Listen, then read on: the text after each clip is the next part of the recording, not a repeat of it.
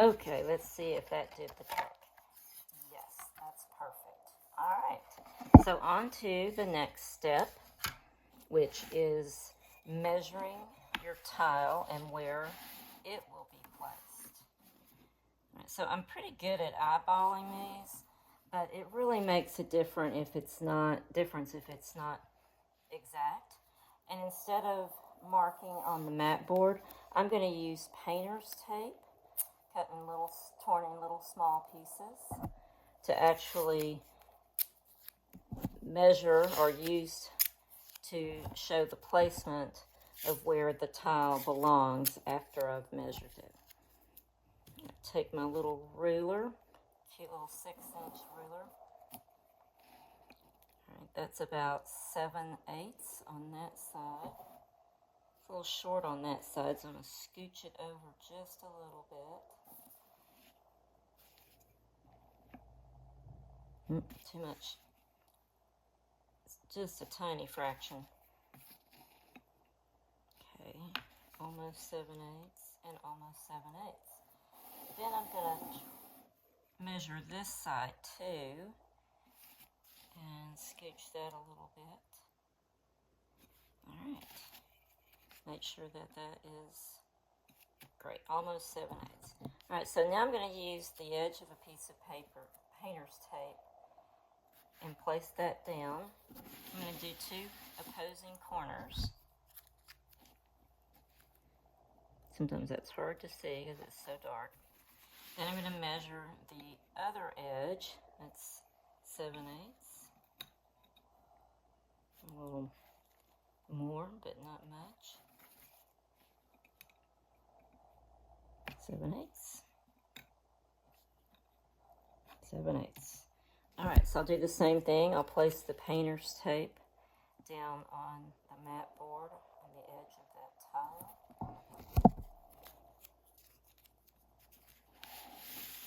So now I have my placement. You don't want to press that down too hard so it doesn't peel off any of your mat board.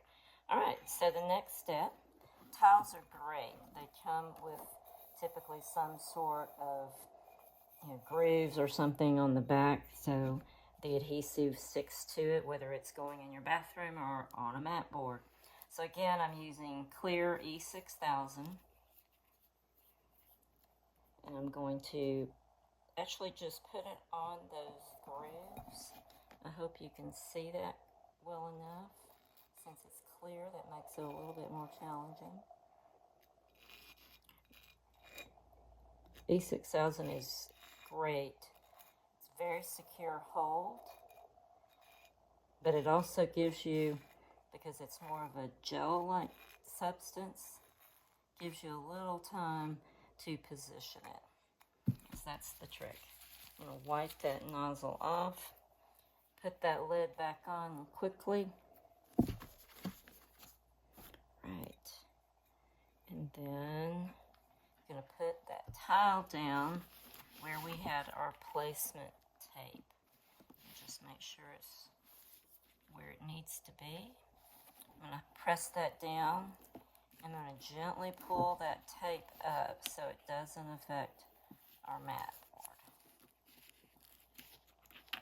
board. Very gently, because some mat boards are a little more fragile than others. And I buy this 8x10 box of mat board, black and white. I use those a lot from Amazon. For those of you in the DFW area, another tip is Jerry's Artorama has a lot of sample mat boards, really inexpensive, that you can buy in all different colors. Alright, we're going to let that sit.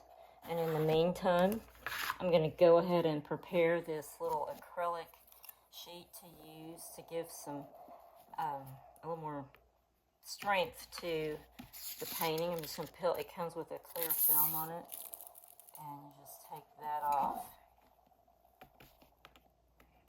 That's what the X-Acto knife is good for. Alright. That sticker is playing with us. Alright, there we go. And I'm going to set that aside.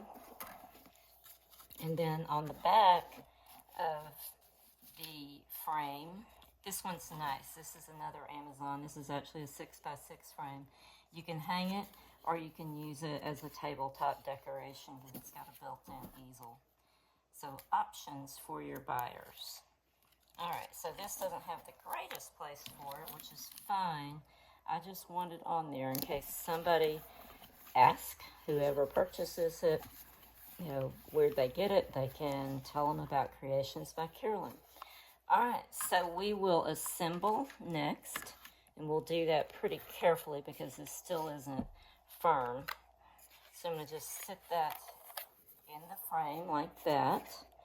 You're going to put the clear acrylic piece in behind it, again, to give it a little more strength so it's not moving around.